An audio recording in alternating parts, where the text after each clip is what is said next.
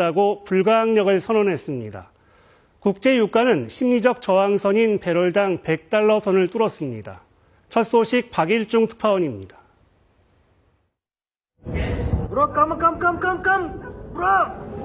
공습 사이렌과 함께 폭발이 일어납니다. 바레인의 바프코 정유공장이 이란의 공격을 받았습니다. 곧 정상화됐지만 현지 시각 9일 다시 공격을 받았습니다. 미국과 이스라엘의 공습 이후 이란은 사우디아라비아와 쿠웨이트 등 걸프 국가의 정유시설을 잇따라 공격하고 있습니다.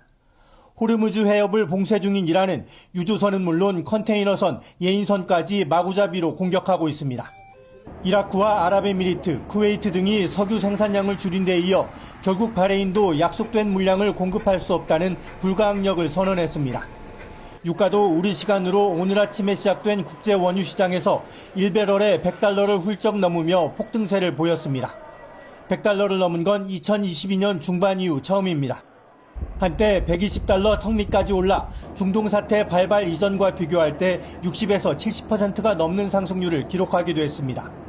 If you look at the scope of the passage and the importance of the passage of the Strait of Hormuz, a continued disruption to flows here would portend 3 times the impact to oil and gas markets that we saw during the oil shocks in the 1970s. 이런 가운데 트럼프 대통령은 단기적인 고유가가 미국과 세계의 안전과 평화를 위해 치러야 할 아주 작은 대가라고 주장했습니다. 뉴욕에서 KBS 뉴스 박일중입니다.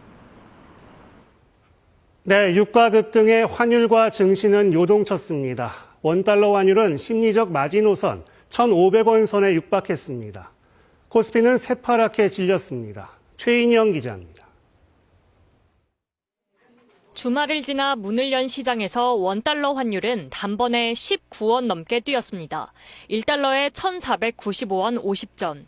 글로벌 금융위기 때인 2009년 3월 이후 17년 만에 가장 높습니다. 지난달 말 1,430원대에서 중동 사태 직후 수직 상승해 1,500원 턱 밑까지 왔습니다. 사태가 장기화 조짐을 보이며 기축통화인 달러 선호는 더 강해졌고 원화값은 상대적으로 떨어질 수밖에 없습니다. 국제유가 급등으로 우리 경제가 타격을 받을 거란 전망은 원화 가치를 더 끌어내리고 있습니다. 수입 관련된 물가들이 상승할 우려가 있고요. 이런 부분들이 이제 기업들의 실적에 악영향을 끼칠 수 있습니다. 이런 부정적 전망에 코스피도 6% 가까이 하락했습니다. 매도 사이드카에 이어 서킷 브레이커까지 증시 급락에 제동을 거는 장치들이 줄줄이 발동됐습니다. 아시아 주요 증시도 흔들렸습니다. 일본이 5%, 타이완은 4% 이상 빠졌고 홍콩과 중국도 약세를 보였습니다.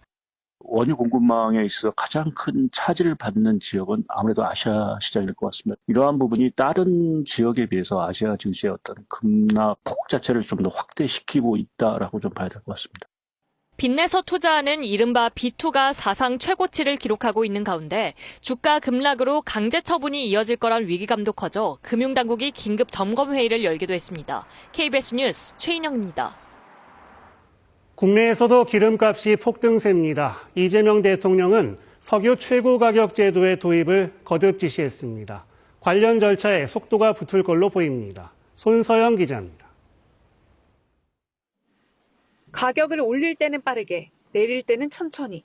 정유업계 관행을 과도하다고 질타해온 이재명 대통령. 중동 상황 장기화에 대비해 석유 최고가격제를 신속히 시행하라고 재차 지시했고 정부는 이번 주 시행을 목표로 고시 제정 등 절차에 착수했습니다. 신속하게 도입하고 과감하게 시행해야겠습니다. 에너지 가격 상승으로 인한 물가 부담은 서민들에게 가장 먼저 또 가장 크게 돌아간다는 점에서 가격 상한선을 정해두는 건데 2주 주기 설계가 유력합니다. 이전 가격을 기준으로 하고 최고 가격을 설정하고 그러면 아마도 첫 번째 최고 가격은 지금 시중에서 소비자들이 지금 맞닥뜨린 가격보다는 낮아지겠죠. 유류세 인하폭 확대와 유류 소비자에 대한 직접 지원 조치도 검토합니다. 추가 재원이 소요되는 만큼 추경도 검토할 수 있다고 청와대는 밝혔습니다. 경제가 큰 피해를 입지 않게 잘 헤쳐나가는 게 최우선 과제가 됐고 진지하게 고민을 해야 되는 상황이 됐어요. 시나리오별로 석유, 가스 수급 대책 점검도 진행됐습니다. 당장 차질은 없지만 중장기적으로 중동해 지역으로 원유 도입선을 다변화한다는 방침입니다. KBS 뉴스 손서영입니다. 그럼 석유 최고 가격제가 뭔지 한 발 더 들어가 보겠습니다. 1997년 이후엔 시행된 적이 없습니다. 정유소나 주유소의 손실을 정부 재정으로 메워야 할 수도 있습니다. 송낙규 기자가 설명합니다. 휘발유 리터당 1,793원, 서울 평균보다 150원이나 싼 값에 차량 행렬이 이어집니다. 보니까는 여기가 한 1,800원 미만이더라고요. 저 여의도 사는데 여의도는 2,200원 이상이에요. 상승폭이 주춤하긴 했지만 서울 지역 휘발유와 경유 모두 평균 2,000원대가 눈앞입니다. 국제 유가는 통상 2주에서 3주에 걸쳐 소매가에 반영되는데 이번엔 사태 초반부터 가격이 급하게 뛰었습니다. 정부가 최고 가격제까지 꺼내들게 된 배경입니다. 최고 가격제란 현행법상 가격이 급등할 때 산업통상부 장관이 판매가 상한선을 정하는 제도입니다. 1997년 유가 자유화 이후 한 번도 시행한 적이 없어 정부는 관련 고시부터 만들고 있습니다. 특히 정유사가 주유소에 공급하는 가격을 정할지, 주유소의 판매 가격을 정할지, 또는 둘 다 상한선을 둘지 등을 놓고 다각적인 검토가 이뤄지고 있습니다. 다만 국제유가와의 차이에 따른 정유사나 주유소의 손실을 재정으로 메워야 할 수도 있다는 점은 부담입니다. 예를 들면 2,000원을 했는데 원가가 2,000원이 넘어가 버리면 결국은 정유사나 주유소의 마진을 둘 다 손해를 보게 되는 구조여가지고 30년 만에 가격 통제 카드와 함께 업계에 대한 압박도 이어졌습니다. 오를 때는 빨리, 내릴 때는 천천히 움직인다는 국민들의 믿음도 더 강해지고 있습니다. 정부는 민관이 보유한 1억 9천만 배럴 상당의 비축유 방출도 검토하고 있습니다. KBS 뉴스 송락규입니다. 네, 이란의 새 최고 지도자가 나왔습니다. 이란 전문가회의의 선택은 하메이니의 차남 모주타바였습니다. 아버지 못지않은 강경파입니다. 모주타바는 안 된다고 했던 트럼프 대통령은 오래 못 버틸 거라고 경고했습니다. 안다영 특파원입니다. 이란 전문가 회의가 뽑은 차기 최고 지도자는 숨진 하메네이의 차남 모스타바 하메네이입니다. 이란 국영TV는 모스타바가 압도적인 찬성표로 선출됐다며 새 지도자를 중심으로 단결할 것을 촉구했습니다. آیتالله سید مجتبی حسینی خامنه‌ای حفظه الله را به عنوان سومین رهبر نظام مقدس جمهوری اسلامی ایران تعیین و معرفی می‌نماید. 모스타바가 후계자로 선출될 거란 보도는 하메네이 사망 사흘 뒤인 지난 3일부터 나왔습니다. 미국과 이스라엘의 공격 위협에 보완을 우려해 이란이 후계자 최종 결정과 발표를 미뤄온 것으로 보입니다. 이란이 강경파 모스타바를 선택한 건 타협하지 않고 끝까지 싸우겠다는 의지로 읽힙니다. 친이란 세력인 레바논 무장정파 헤즈볼라와 예멘 후티 반군도 모스타바 선출을 환영해 저항의 축이 강화되는 모습입니다. 그간 하메네이 아들은 용납 불가라던 트럼프 대통령은 모스타바를 향한 경고성 메시지를 내놨습니다. 이란의 최고 지도자는 미국의 승인을 받아야 하고 승인을 받지 않으면 오래 버티지 못할 거라고 말했습니다. So we're in a very strong position now, and their leadership is just rapidly going. Everybody that seems to want to be a leader, they end up dead. 이스라엘 역시 하메네이의 후계자는 제거하겠다고 강조해왔던 만큼 모스타바의 등장은 전쟁의 새로운 도화선이 될 것으로 보입니다. 파리에서 KBS 뉴스 안다영입니다. 이란의 혁명수비대는 새 최고 지도자 모주타바에게 완전한 복종, 결사옹위를 맹세했습니다. 혁명수비대는 이란의 신정체제를 받드는 일종의 친위 부대입니다.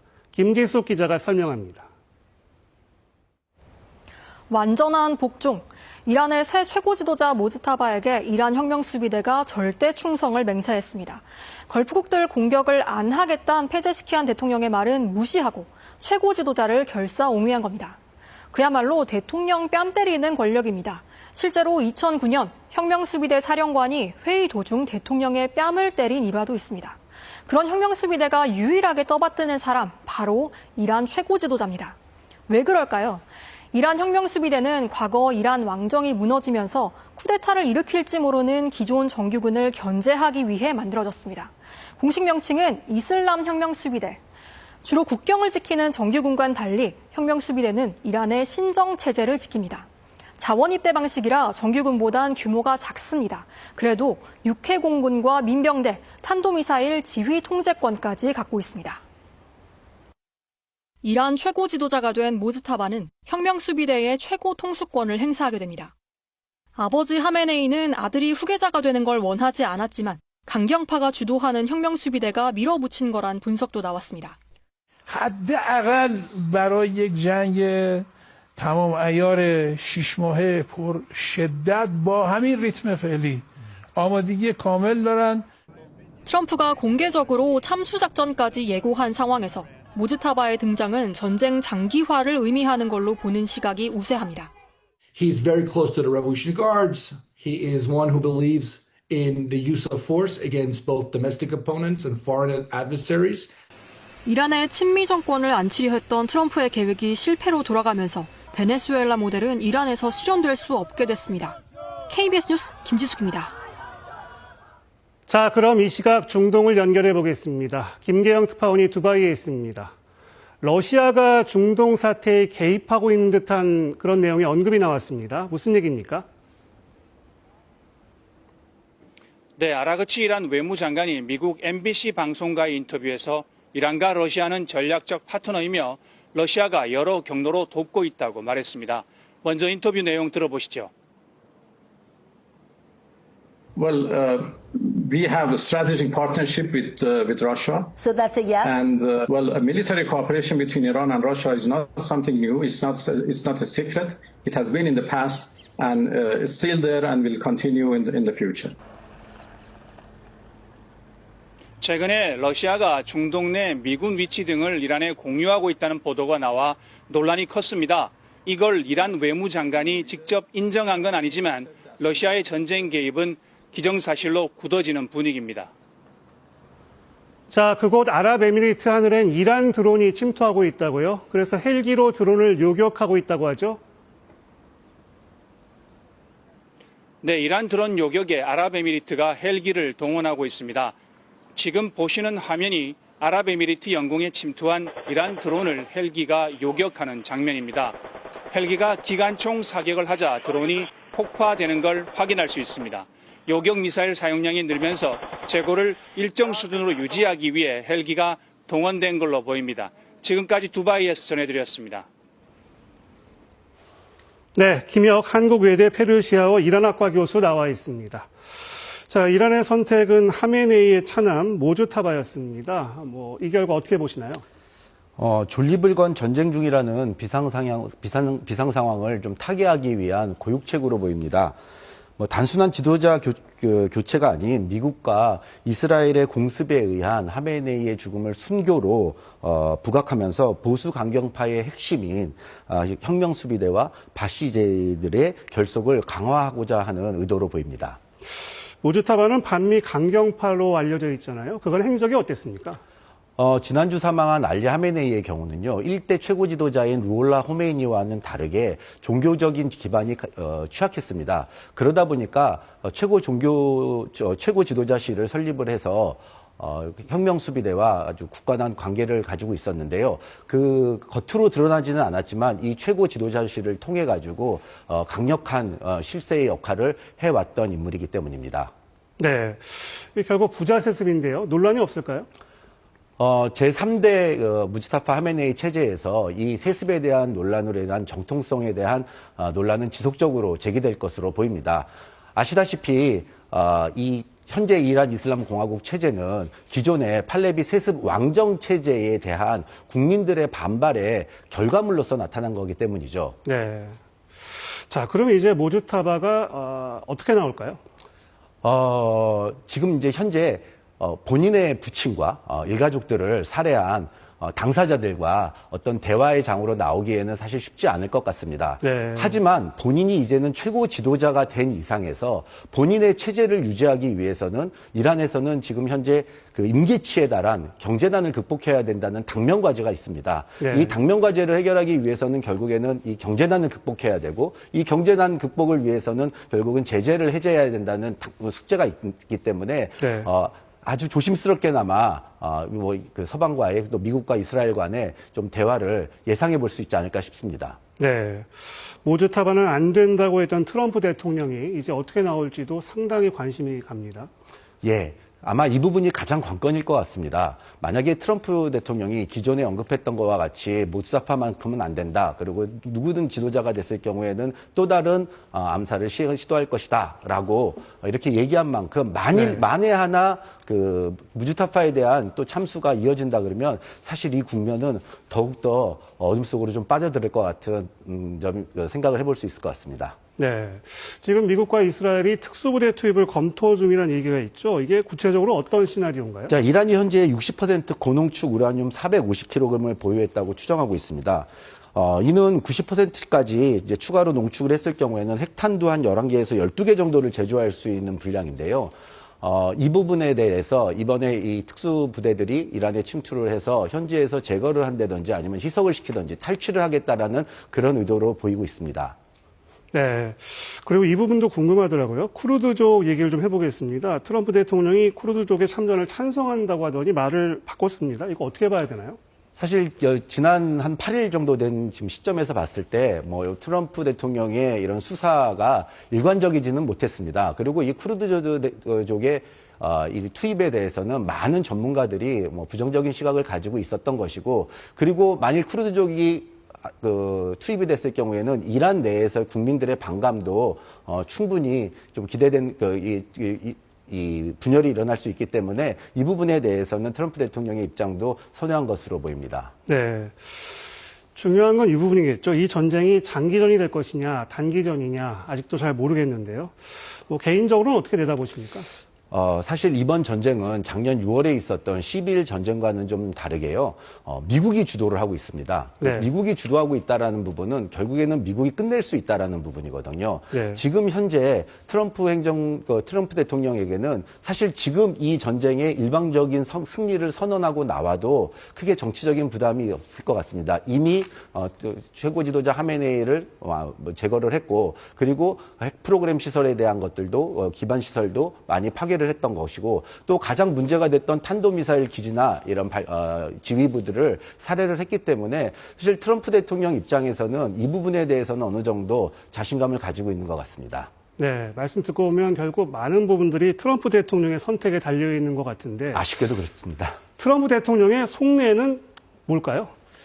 결국 트럼프 대통령의 속내는 이미 나와 있는 것 같습니다. 이번 전쟁을 전체적인 지난 2월 6일부터 이루어졌던 핵협상의 하나의 과정으로서 이해할 필요가 있을 것 같습니다. 만일 트럼프 대통령이 핵협상 당시에 이란 측에 제시했던 중요한 아젠다들을 이란에서 어느 지도자가 되더라도 그거를 받아들인다 그러면은 트럼프 대통령의 입장에서는 굉장히 만족스러운 답안이 될 수 있을 것 같습니다. 이 트럼프 대통령이 전쟁 종식 시점을 이스라엘과 함께 정하겠다고 했는데 이거는 무슨 뜻입니까?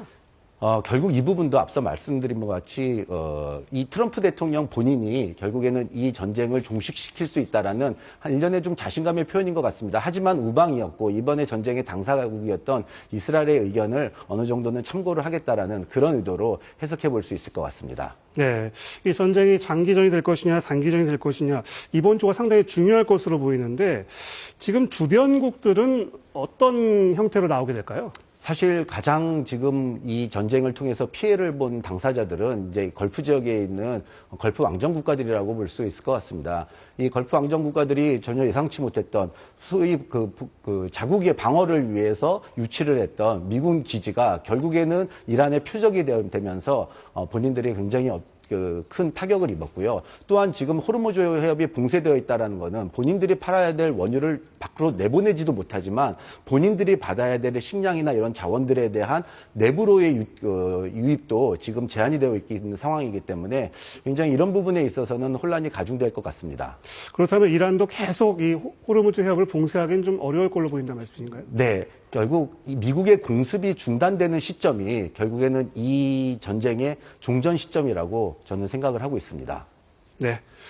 네, 김혁 한국외대 페르시아어 이란학과 교수였습니다. 말씀 잘 들었습니다. 감사합니다. 네, 포화 속에 있는 호르무즈 해협엔 우리 선박 20여 척이 아직도 갇혀 있습니다. 우리 선원들 언제쯤 돌아올 수 있을까요? 식량과 연료가 떨어질지 몰라 고민이 아주 큽니다. 허효진 기자입니다. 미사일이 밤하늘을 가로지르는 모습이 선명하게 보입니다. 미사일이 떨어진 자리에는 불길이 치솟습니다. 이란의 호르무즈 해협 봉쇄로 페르시아만에 갇힌 우리 선박에서 찍은 영상입니다. 모두 26척이 갇혔는데 우리 선원은 146명, 외국 국적 선박에서 일하는 선원까지 포함하면 이곳에 있는 선원은 모두 183명입니다. 발이 묶인 지 열흘째. 선원들이 가장 걱정하는 건 식량입니다. 중동행 선박이 통상 준비하는 식료품은 50일치입니다. 식료품 재고가 떨어지면 현지 업체를 통해 보급받아야 하는데 바깥 상황이 점점 어려워진다고 전해왔습니다. 식료품 가격도 천정부지로 오르고 있고 품귀 현상이나 사재기 이런 현상들이 발생하다 보니까 공수하는 게 쉽지가 않다. 연료도 문제입니다. 에어컨과 각종 기계 설비를 돌리고 비상시 해수를 식수로 바꾸는데도 연료가 필수적입니다. 발전기도 계속 돌려야 되기 때문에 기름을 계속 쓰고 있거든요. 어떠한 자원도 지금은 무한하지가 않은 거죠. 정부는 모든 선박이 생필품을 한 달치 이상 보유한 것으로 확인됐다면서도 상황 점검에 나섰습니다. 선박별로 식료품 공급, 선원 하선 계획 등을 마련하고 있고 상황 장기화가 됐을 경우에 선원과 선박이 안전하게 돌아올 수 있도록 하는 방안을 마련할 또 모레 노사정 간담회를 통해 사태 장기화 대책을 마련하기로 했습니다. KBS 뉴스 허유진입니다. 이번 사태에선 미국과 이란의 자폭 드론 경쟁도 불을 뿜고 있습니다. 미국의 루카스 대 이란의 샤헤드의 대결입니다. 전쟁의 판도를 바꿀 수 있는 무기들, 김기수 기자가 설명하겠습니다. 미 해군 함정 가판에서 비행체 한 대가 화염을 내뿜으며 날아오릅니다. 이란 공습의 히든카드, 자폭 드론 루카스입니다. 저비용 무인 전투 공격 시스템의 머릿글자를 딴 이름입니다. 장대한 분노작전에서 처음 실전 배치된 루카스는 이란 자폭 드론 샤헤드를 역설계한 거울 전술 무기입니다. We captured it, pulled the guts out, sent it back to America, put a little Made America on it, brought it back here, and we're shooting them at the Iranians. 두 드론의 외형은 거의 비슷합니다. 샤헤드는 기체 길이 3.5m에 폭 2.5m, 항속거리가 최대 2,000km인 반면 루카스는 1,500km까지 날아갑니다. 최대 폭격 탑재량도 샤헤드는 50kg인데 루카스는 20kg 정도로 알려져 있습니다. 하지만 기술적 성능은 루카스가 훨씬 앞선다는 평가를 받고 있습니다. 샤헤드의 대당 가격은 약 5만 달러, 루카스는 3만 5천 달러로 훨씬 싼 데다 AI 기술로 자율적 편대 비행이 가능하고 전파 방해를 뚫고 목표물 타격이 가능합니다. 실제로 루카스는 개전 초 수천 대가 집중 투입돼 이란의 지대공 미사일 발사대를 무력화하는 데 공을 세운 것으로 전해졌습니다. 샤헤드 공격에 노출된 중동 국가들은 우크라이나의 요격용 드론 스팅 도입까지 검토하고 있습니다. 젤렌스키 우크라이나 대통령은 드론 대응 전문가들을 다음 주 중 중동에 파견할 계획이라고 밝혔습니다. KBS 뉴스 김기수입니다. 모텔 연쇄살인 사건 속보입니다. 피의자의 신상이 공개됐습니다. 피의자는 신상 공개를 하지 말 것을 요청했지만 받아들여지지 않았습니다. 이혜지 기자입니다. 모텔 앞에서 휴대전화를 들고 서성이다 택시를 타고 사라지는 여성. 약물이 든 음료로 남성 2명을 숨지게 한 피의자 20살 김소영입니다. 검찰이 오늘 김소영의 이름과 나이, 얼굴을 공개했습니다. 현행법상 범행이 잔인하거나 중대하고 공익을 위해 필요한 경우 신상 공개를 할 수 있는데 이를 논의하는 심의위원회가 요건을 모두 충족한다고 판단한 겁니다. 심의 과정에 김 씨가 직접 참석해 공개하지 말아달라고 요청했지만 받아들여지지 않았습니다. 유족 측이 범행의 계획성, 잔혹성을 들어 신상 공개를 강하게 원한 점도 고려됐습니다. 독살이라고 하는 굉장히 일반인으로서는 상상하기 힘든 정도의 수법으로 사건의 피의자로 일단 입건이 되어 있었기 때문에 경찰 수사 당시 진행됐던 김 씨의 사이코패스 검사 결과 40점 만점에 사이코패스 판명 기준인 25점이 나온 사실도 확인됐습니다. 경찰은 확인된 피해자 3명 외에 김 씨가 건넨 음료를 마시고 의식을 잃었던 또 다른 남성 2명에 대해서도 조사를 이어가고 있습니다. 검찰은 구속기한 만료인 내일 김 씨를 살인 등 혐의로 재판에 넘길 예정인데 피해자가 추가로 확인되면 추가 기소할 수 있습니다. 김 씨의 신상 정보는 다음 달 8일까지 서울 북부지검 누리집에 공개됩니다. KBS 뉴스 이혜지입니다. 농협에 대한 특별 감사 결과가 나왔습니다. 공급 유용과 특혜성 대출 계약 등 각종 의혹이 사실이었던 걸로 파악됐습니다. 회장은 취임 1주년 축하 선물로 황금 열쇠 10돈을 받은 걸로 파악됐습니다. 최유경 기자입니다. 2024년 취임 뒤 금품 수수 의혹 등으로 여러 차례 도마 위에 오른 강호동 농협 중앙회장. 560만 원 상당의 황금 열쇠를 받았다가 논란이 되자 7월에 돌려줬다는 의혹이 있습니다. 사실입니까? 정부 합동감사 결과 의혹은 사실로 드러났습니다. 강 회장은 취임 1주년 축하 선물로 황금 열쇠 10돈을 받아 챙기는가 하면 사업비 수억 원을 빼돌려 조합장 등에게 선거 답례품을 돌린 거로 확인됐습니다. 보증금 상한선의 2배를 넘는 12억 원짜리 사택 전세 계약을 맺기도 했습니다. 가구나 자녀 결혼식 비용에 1억 원 넘는 사업비를 빼돌려 쓴 간부도 적발됐습니다. 구조적인 문제도 드러났습니다. 최근 5년간 직원 포상금으로만 75억 원을 지급했는데 중앙회장이 지급한 금액이 약 40억 원에 달했습니다. 조합장 등에게 각종 수당과 고가의 기념품을 지급하는 등 예산은 방만하게 집행됐습니다. 특혜성 대출과 투자도 다소 확인됐습니다. 특히 감사위원회와 준법감시인이 내부인 중심으로 구성되면서 총체적 문제들을 사전에 견제하기 어려웠던 거로 지적됐습니다. 이러한 문제가 내부 통제장치의 기능 상실 및 금품에 취약한 선거제도와 무관하지 않음을 확인할 수 있었습니다. 정부는 강 회장의 횡령과 청탁금지법 위반 등 위법 소지가